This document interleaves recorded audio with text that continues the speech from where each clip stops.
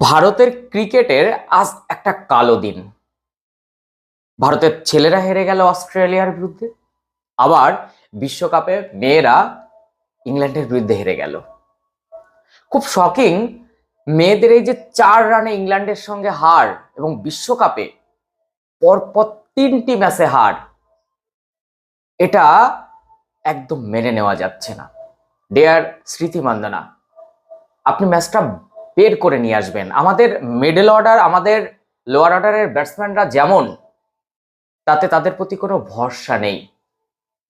দায়িত্ব জ্ঞানহীন শট খেলে আউট হওয়া, এটা যেন একেবারে পর পর পর পর দেখছি। আজকে ক্যাপ্টেন হারমনপ্রীত কৌর কিন্তু দারুণ একটা ইনিংস উপহার দিলেন।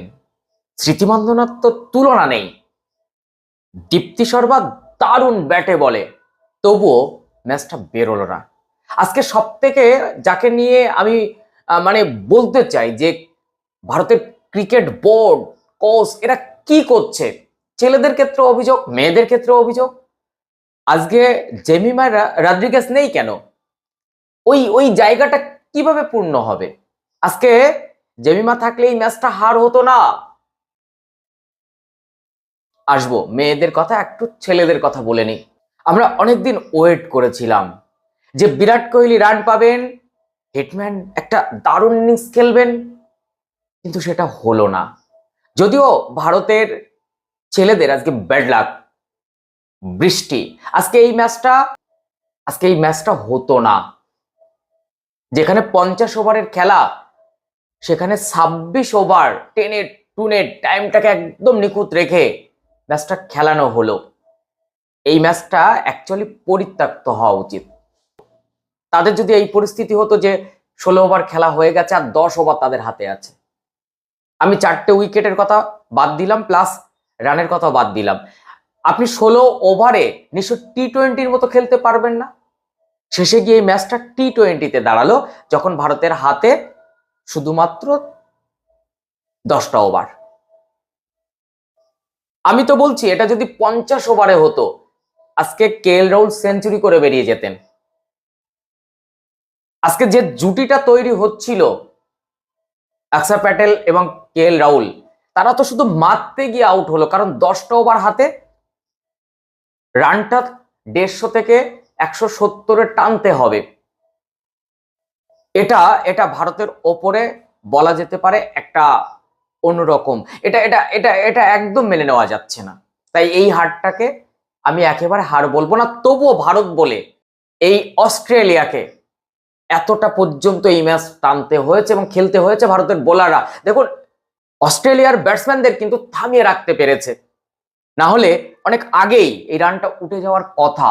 মোহাম্মদ সিরাজ এই ম্যাচেও কিন্তু মেডেন ওভার নিচ্ছে। আজকে ভারতের ছেলেদের এফোর্ট সত্যি। তবে হ্যাঁ, আমি বলবো বিরাট কোহলি, রোহিত শর্মা, শুভমান গিল, 3জন একটা ম্যাচে যদি ফ্লপ করেন, তাহলে সেটা ভালো কিছু হতে পারে না। তাই ছাপাই দিচ্ছি না, 23 তারিখ দেখা যাবে, পুরো ম্যাচটাই হোক।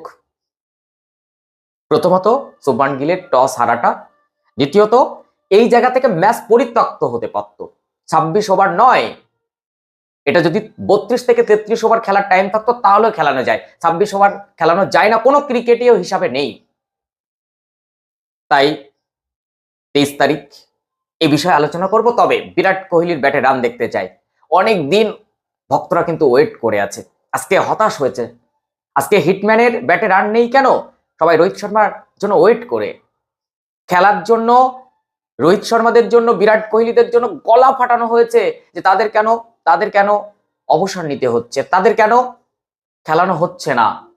টি-20 গেল, টেস্টে অবসর হয়ে গেল, এখন তো ওয়ানডে পড়ে রইল। ফার্স্ট ম্যাচ কিন্তু সত্যি আনএক্সপেক্টেড। ছেলেদের এই এই এই হতাশজনক ব্যাটিং, এটা মেনে নেওয়া যাচ্ছে না। আজকে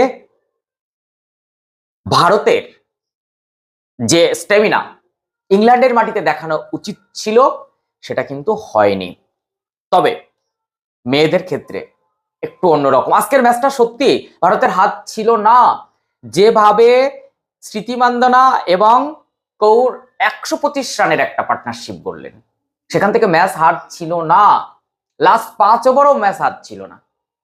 কিন্তু জেমিমা রড্রিগেজ আজ কেন নেই, এই কৈফিয়তটা কিন্তু দিতে হবে।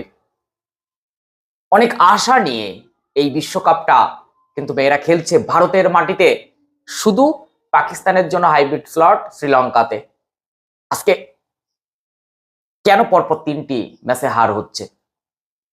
দীপ্তি শর্মা উইকেট পেলে ভারত উইকেট পাচ্ছে, না হলে অন্যরা কোথায় গেল?